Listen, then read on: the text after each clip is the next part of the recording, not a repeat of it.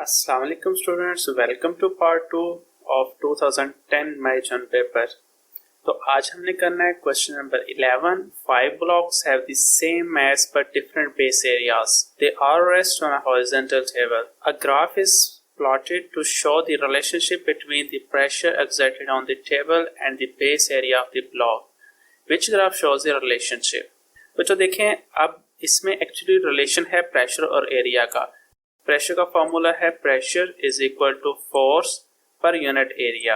अब यहाँ पर हमने प्रेशर का एरिया के साथ रिलेशन देखना है, तो ये रिलेशन इनवर्स प्रोपोर्शनैलिटी का है। क्योंकि यहाँ सब ब्लॉक्स का मास सेम, तो इट्स मीन इनका वेट भी सेम होगा और जो डाउनवर्ड फोर्स ऑफ वेट है वो भी सबकी सेम होगी। तो इसलिए फोर्स के कांस्टेंट होने की वजह से pressure is inversely proportional to area. अब हमने देखना है कि यहाँ पर प्रोपोर्शनैलिटी का ग्राफ है कौन सा। जो प्रोपोर्शनैलिटी का ग्राफ होता है वो लीनियर होते हैं। जैसे ये फर्स्ट ग्राफ है, ये लीनियर ग्राफ है, तो ये प्रोपोर्शनैलिटी का ग्राफ है।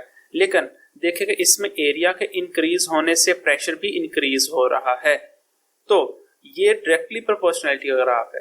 बी ऑप्शन तो हो ही नहीं सकता क्योंकि इसका ग्राफ ही लीनियर नहीं है। सी ऑप्शन का ग्राफ भी लीनियर है। इसमें अब देखें जिस तरह हम प्रेशर को डिक्रीज करेंगे तो एरिया की तरफ लाइंस इंक्रीज होती जा रही है, तो प्रेशर डिक्रीज होने से एरिया इंक्रीज हो रहा है। यानी कि वन थिंग डिक्रीज हो रही है एंड अदर थिंग इंक्रीज हो रही है। ये इनवर्स प्रोपोर्शनैलिटी का ग्राफ है, तो इट्स मीन कि सी ऑप्शन आपका करेक्ट है, इनवर्स प्रोपोर्शनल है प्रेशर एंड एरिया का। क्वेश्चन नंबर 12 देखें। A small emergency generator supplies 432 million joules of electric energy in 24 hours. What is the average power output of generator. हमने power calculate करनी है और power का formula होता है P is equal to work done per unit time या energy deliver per unit time.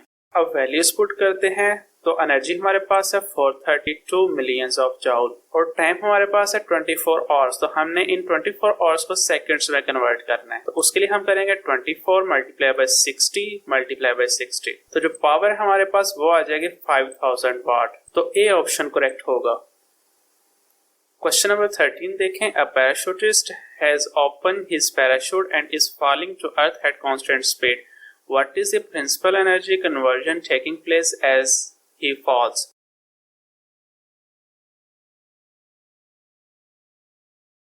For example, ये parachutist है, पैराशूट ओपन हुआ है, ये कॉन्स्टेंटली स्पीड से डाउनवर्ड मूव कर रहा है, तो इसकी काइनेटिक एनर्जी भी कांस्टेंट होगी। अब देखें, एक्चुअली हम जब कहते हैं कांस्टेंट स्पीड से मूव कर रहा है, तो कांस्टेंट स्पीड का मतलब है कि इस पर जो नेट फोर्स है वो जीरो है, फोर्स अप्लाई नहीं हो रही। अगर फोर्स अप्लाई नहीं हो रही तो ये मूव किस तरह कर रहा है। ये हाइट पर है, तो इसकी पोटेंशियल एनर्जी है एक हाइट पर। उस पोटेंशियल एनर्जी की वजह से वो पोटेंशियल एनर्जी कन्वर्ट होगी इनटू काइनेटिक एनर्जी। तो इस तरह हर 1 मीटर के बाद इक्वल पोटेंशियल एनर्जी कन्वर्ट हो जाएगी इक्वल काइनेटिक एनर्जी में। इस तरह ये कॉन्स्टेंटली डाउनवर्ड मूव करेगा। तो ऑप्शंस को रीड करते हैं। Kinetic energy converted into potential energy, no. Kinetic energy converted into thermal energy, no. Potential energy converted into kinetic energy, yes. तो सी ऑप्शन आपका करेक्ट होगा। नाउ स्टूडेंट्स क्वेश्चन नंबर 14 देखते हैं। An ice cube has of mass of 7.5 gram. The ice cube is at 0 Celsius. Heat from the surrounding reaches the ice cube at an average rate of 1.25 joule per second. How long does it take for all of the ice to melt? Specific latent heat of fusion of ice is 333 joule per gram। और specific latent heat of fusion का mean ये होता है कि आपको 1 gram ice को melt करने के लिए 33 जॉल पर ग्राम हीट रिक्वायर्ड होती है। तो सबसे पहले हमने ये देखना है कि हमें 7.5 ग्राम आइस को मेल्ट करने के लिए हीट कितनी रिक्वायर्ड होगी। टोटल हीट फाइंड करने के लिए हम मल्टीप्लाई करेंगे हीट ऑफ फ्यूजन को विद मास। क्यों बच्चों, ये सिंपल सी एग्जांपल है, इसको इस तरह अंडरस्टैंड करते हैं। मैं कहता हूं कि आपको 1 आइस क्यूब 300 रुपीज का मिलेगा, तो आपने टोटल 7 आइस क्यूब लेने हैं, तो आप किस तरह फाइंड करेंगे। आप 300 को 7 से मल्टीप्लाई कर देंगे। सेम थिंग मैंने यहाँ की है कि 1 आइस क्यूब को मेल्ट करने के लिए हमें एनर्जी चाहिए 33 जॉल पर ग्राम। हमने 7.5 ग्राम आइस को मेल्ट करना है, तो हम देख रहे हैं कि टोटल हमें एनर्जी कितनी रिक्वायर्ड होगी।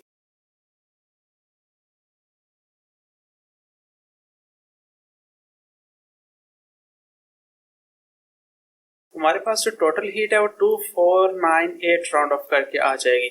अब हमने देखना है कि इतनी हीट प्रोवाइड करने में हमें कितना टाइम रिक्वायर्ड होगा।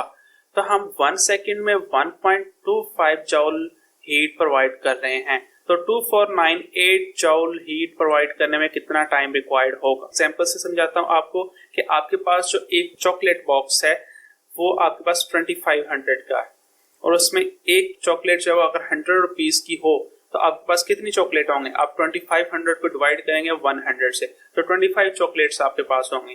तो सेम थिंग मैं यहाँ करूंगा कि जो मुझे टोटल हीट चाहिए आइस को मेल्ट करने के लिए वो ऑलमोस्ट 2500 है और मुझे जो 1 सेकंड में हीट प्रोवाइड की जाती है 1.25 है।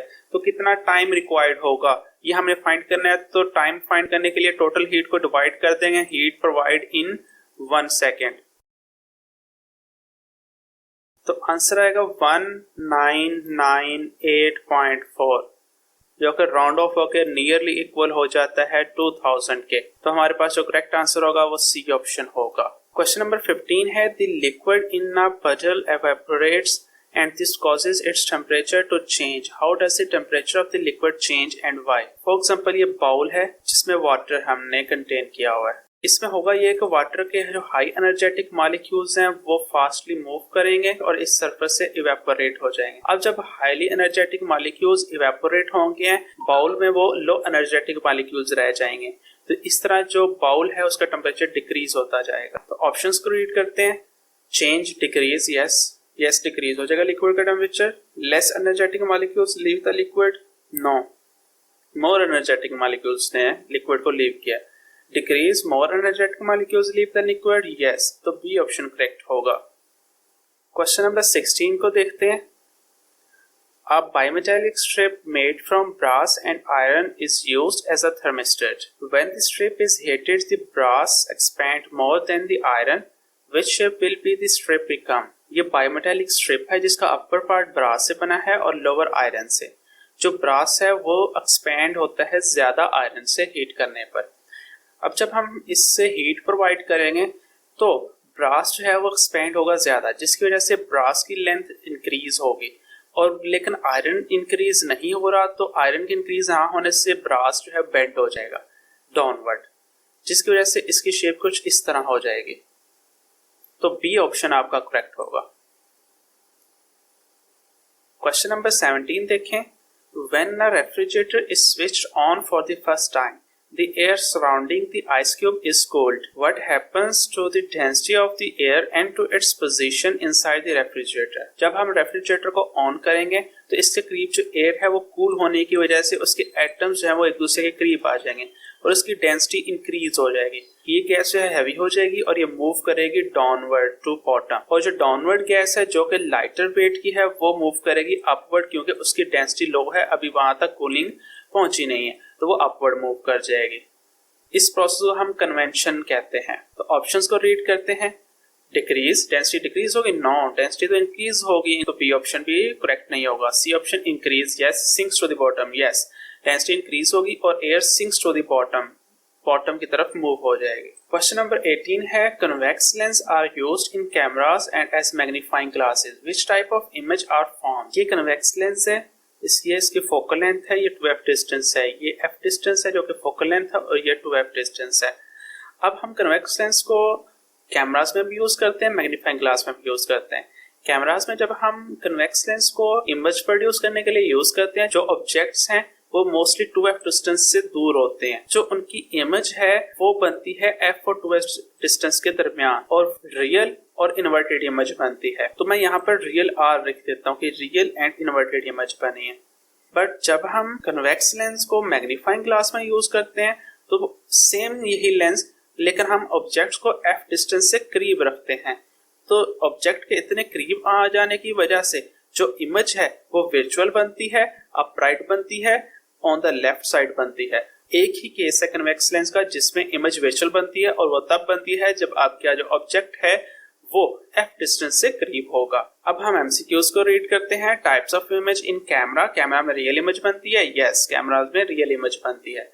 And types of image in magnifying glass, real, no, magnifying glass में वर्चुअल इमेज बनती है। तो आपका बी ऑप्शन करेक्ट होगा, कैमरा में real image and magnifying glass में virtual image. Now students, move towards question number 19. Which diagram shows an example of longitudinal waves? Longitudinal waves में हमें पता है कि जो मीडियम के पार्टिकल्स होते हैं वो वेव की प्रोपगेशन के टू एंड फ्रो मूव करते हैं, यानी बैक एंड फोर्थ मूव करते हैं। तो बैक एंड फोर्थ मोशन सिर्फ इस स्प्रिंग में है, यहाँ पर जो है अप एंड राइट मोशन है जो कि ट्रांसफर वेव्स की प्रॉपर्टी है। यहाँ पर भी जो मीडियम के पार्टिकल्स हैं उनकी मोशन मेन पोजीशन से अप एंड राइट है, तो ये भी ट्रांसफर वेव है और यहाँ पर भी वाटर में ट्रांसफर वेव्स प्रोड्यूस होती हैं। तो आपका सी ऑप्शन ही करेक्ट होगा। क्वेश्चन नंबर 20 देखें। A flash of lightning and the corresponding sound of the thunder are detected 6 seconds apart. A student calculates that the lightning struck about 1800 meter away. On which assumption is the calculation based? तो assumptions को read करते हैं। Light reaches us almost instantaneously, but sound travel at 300 meter per second. Light travels 300 meter second faster than sound. No. Light travels 300 times faster than sound. No. The sound of the thunder was emitted 6 seconds after the flash. No, ऐसा तो बिल्कुल भी नहीं है। Actually जब lightning होती है तो फौरन ही साउंड प्रोड्यूस होता है, लेकिन साउंड की जो स्पीड है वो ऑलमोस्ट 300 मीटर पर सेकंड है, लेकिन लाइट की speed 300 millions metre per second है, जिसकी वजह से लाइट हमारी आईज को में इंस्टेंटेनियसली पहुंच जाती है, लेकिन जो साउंड है उसे हमारे ईयर्स तक पहुंचने के लिए टाइम लगता है। तो हमारे पास ए ऑप्शन ही करेक्ट होगा। Light reaches us almost instantaneously but sound travels at 300 metre per second. Okay students, अपना ख्याल रखिएगा, मिलते हैं नेक्स्ट वीडियो के साथ।